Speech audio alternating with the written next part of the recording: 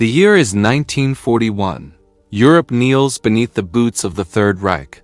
Nazi banners hang from every capital, and the voice of Adolf Hitler echoes through every German radio like the word of a prophet.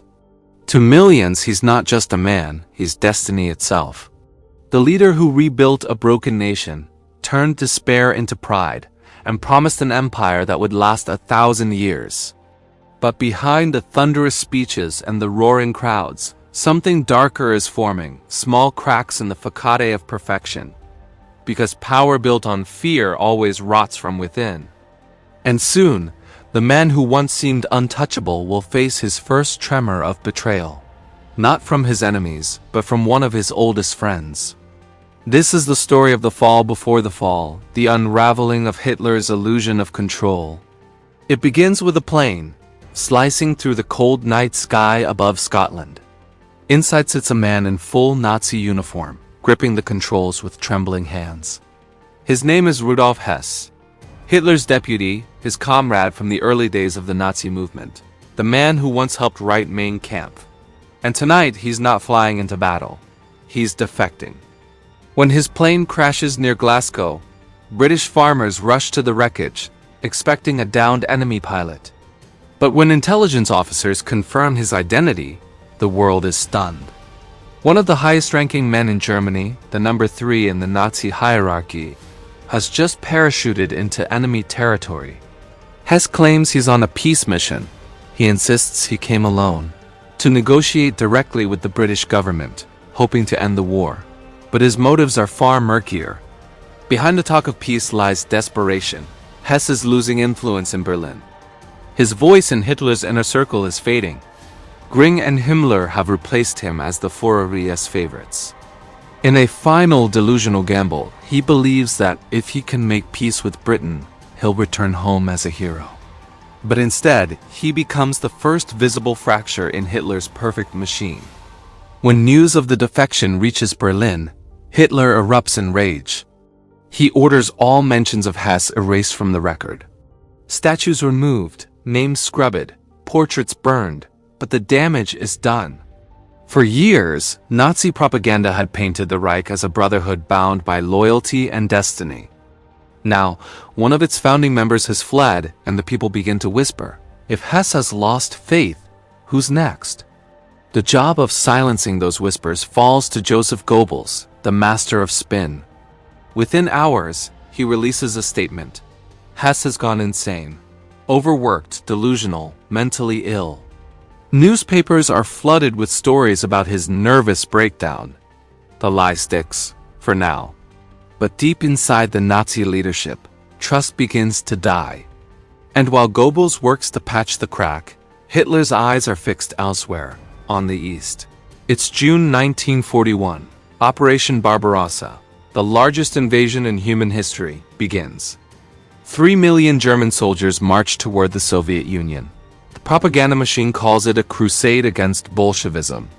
The people believe it will be quick, clean, and glorious. And at first, it is. The Wehrmacht blitzes through the border defenses. Kiev, Minsk, Smolensk all fall in weeks. Entire Soviet armies collapse.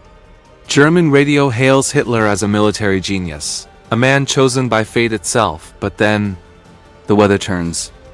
The Russian winter, the same frozen graveyard that swallowed Napoleon, now comes for Hitler. Temperatures plunge below -30. Tanks refuse to start. Rifles jam. Frostbite eats through boots and flesh. The soldiers who were promised victory now burn furniture to stay alive. Hitler, obsessed with his image, forbids retreat. He declares that no German soldier will take a single step backward. What was once portrayed as brilliance now looks like madness. The truth can't be hidden forever. Goebbels orders newsreels showing soldiers smiling in the snow, claiming they're adjusting well. Victories are fabricated, defeats erased. But whispers trickle through letters sent home. Mothers read between the lines. Wives sense the despair. The myth of invincibility, the belief that the Führer can never be wrong, starts to rot. Then, in December 1941, the unimaginable happens. Japan bombs Pearl Harbor, dragging the United States into the war. Hitler, consumed by arrogance, declares war on America, unprovoked. No consultation, no plan. He simply believes he can't lose. And just like that, Germany finds itself fighting three superpowers at once. Britain, the Soviet Union, and now the United States. The tide turns slowly at first, but unmistakably. By 1942, the illusion of unity inside the Nazi regime is crumbling. Hermann Göring, once a decorated war hero, has become a morphine addict drowning in stolen art and luxury. Heinrich Himmler is building his own empire inside the SS, and generals who once worshipped Hitler now question his sanity in whispers. But none of them dare speak, because in Hitler's Reich, even doubt is treason. Then comes Stalingrad, the graveyard of Hitler's ambition. It begins as another decisive victory, a city meant to be conquered quickly to humiliate Stalin. But Stalingrad refuses to fall. Soviet forces dig in street by street, building by building. German soldiers, promised a short campaign, are trapped in a nightmare. Winter strikes again. Supplies vanish. Starvation sets in. Göring promises Hitler that his Luftwaffe can airlift food and ammunition to the encircled army. He lies. Thousands die waiting for planes that never arrive. When Stalingrad finally falls in February 1943, over 90,000 German soldiers are captured to 24 generals among them. The once unstoppable Wehrmacht has been broken. For the first time, Goebbels can't spin the truth. He pivots instead, from victory to sacrifice. In a fiery speech in Berlin's Sportpalast, he demands total war. "Do you want it?" he screams.